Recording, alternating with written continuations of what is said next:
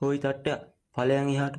තට්ටය තට්ටය ඇම්බලයි 100. අයින් යන් පාරේ. ඔන්න ලොකු අයගේ තට්ටේ මොකද්ද වැනිලා.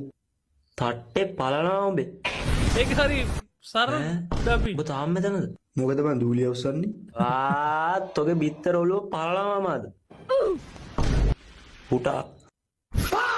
ඒ ඩබින් කියන සරලයිගේ. අයියේ රෙදි එලවෙන්න නම් ගහන්න ඩොට්ටු නෑ. අඩෝ හිතලා නෙවෙයි ගෙවි.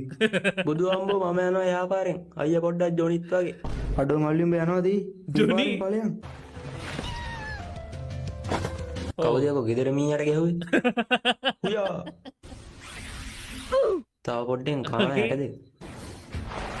උඹ නිකන් පාම්බු දරස් වසන් වගේනේ. දවසයි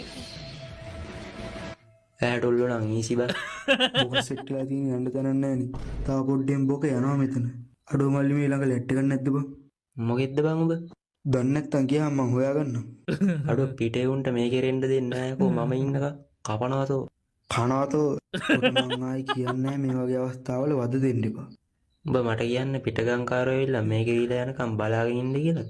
එව්වා ඉතින් හන්දේ තමයි. බෑපන් පල්ලෙහාට. ඈ උකා මේ අමාර බඩුවනේ මින් ගහනවා.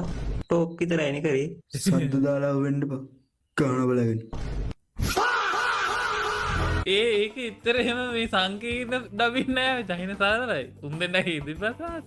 very good.